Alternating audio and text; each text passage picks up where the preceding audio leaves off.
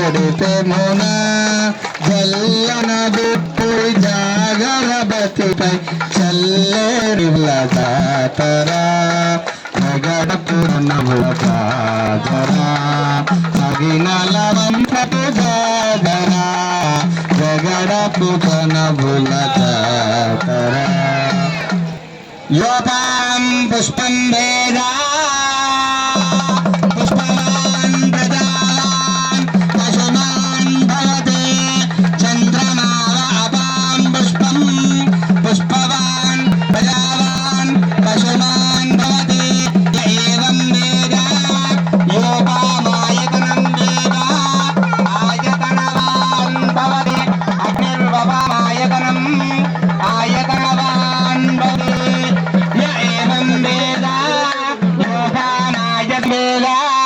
योपामायनं वेद आयतनवान् भवति एवं वेद योपामायतनं वेद आयतनवान् भवति अग्निर्वपामायतनं आयतनवान् भवति एवं वेद योपामायतनं वेद आयतनवान् भवति आयतनवान् भवति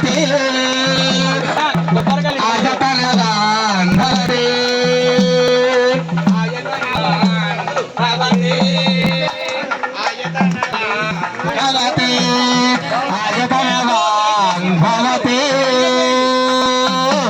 आयतनवान् भवति यज्ञरायतनं वेद आयतनवान् भवति सनक्षत्राणि आयतनम् आयतनवान् भवति आयतनवान् भवति आयतनवान् भवति जननि आयतनवान् भवति पुष्पमालाङ्कृतसुराजमानं सर्वं कान्तुरस्तो బ్రహ్మాదేవానాం పదవిక్కవీనాం మృహప్రాణాం మైవో అందరూ కూడా బ్రహ్మముడికి నమస్కారం చేసుకోండి. వారికి వేసినట్టు సీతారాములు ఎంత అన్యోన్యంగా ఉన్నారండి, ఎంత అన్యోన్యంగా ఉన్నారు. అట్లా దానికి ఫలితం ఏంటిది?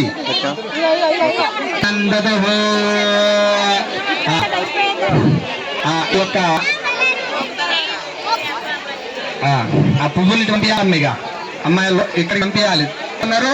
దానికి కారణం వాళ్ళకి వేసినట్లు అందరూ కూడా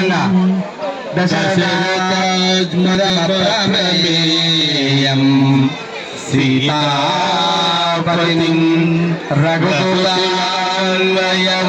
రఘుకులాన్వయరత్నదీపం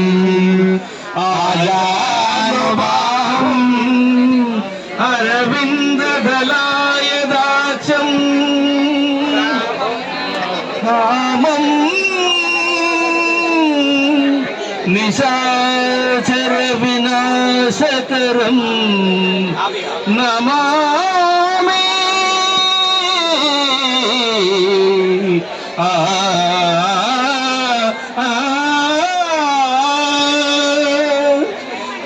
జగదభిరామ రఘుకుల సోమ చరణములీయవయ్యా రామ కరుణను చూపవయ్యా జగదభిరామ రఘుకుల సోమ చరణములీయవయ్యా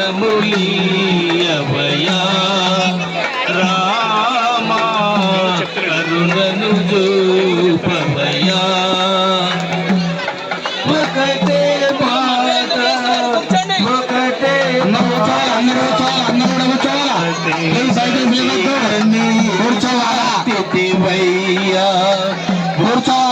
సతీయని చాటివయ్యా అరువిల్లు విరిచి మురిపించు సీతను అరువిల్లు విరిచి ఆమా కరుణను రూపవయ్యా జగదభిరామ రఘుకుల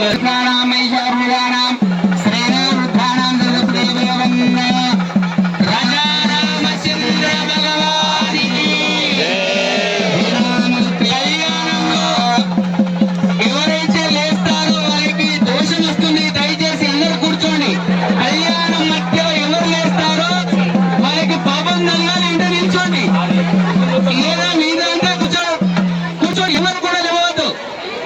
అందరూ కూర్చోండి దయచేసి. ఎవరు కూడా నిల్చోవద్దు, కూర్చో.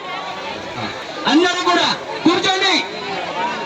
ఓం అభివస్త్రాశోభనాన్నిగా ఈ కళ్యాణంలో ఎవరైతే మీద పడతారో గోహత్య చేస్తే ఎంత పాపం వస్తుందో అంత పాపం వస్తుంది. దయచేసి కూర్చోండి. సమర్పిస్తున్నారు కూర్చోండి. నరసింహ గారు. కూర్చోండి. ఇక్కడనే ఆ స్వామి వారి యొక్క సేవలో ఉన్నారు. అనంతరం లడ్డు కార్యక్రమం ఉంటుంది.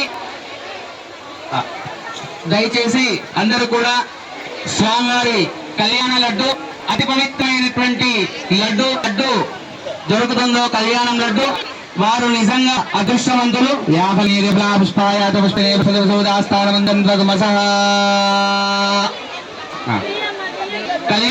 ఇటీయండి, ఇటు పంపండి, కూర్చోండి.